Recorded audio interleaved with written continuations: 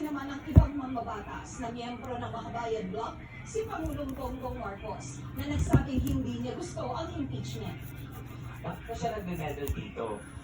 Dahil ba may mga issue din siya na ayaw niya maungkat? Dapat ituloy na raw ng Senado impeachment trial alinsunod sa konstitusyon. Special Binagol from Samar. Sa Bates Cordero, wala silang pinatatakutan. So yun yung ingredients niya. Pure Italian, coconut, peanut, margarine, sugar, milk, vanilla, rice, malagkit, and eggs. So check na natin.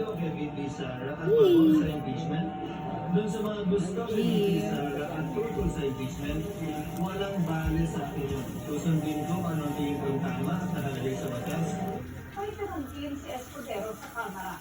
Pwede ba i-rally ko rin sila ng 4 na buwan na hindi nila inaksyonan yung impeachment complaint na inihain ng Desyembre? Sila mismo ay hindi nagmadali. Pinupuan at pabanding-banding sa mahabang panahon.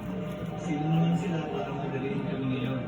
Sinisika pa ng GMA Integrated Leagues na makuha ang panig ng Malacanang at si Vice President Sara Duterte sa mga sinabi ng Makabayan Bloc.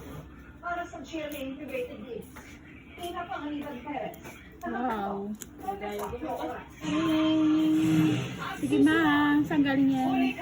Mga i-deliver sa ng parcel sa Quezon City. Sige ma.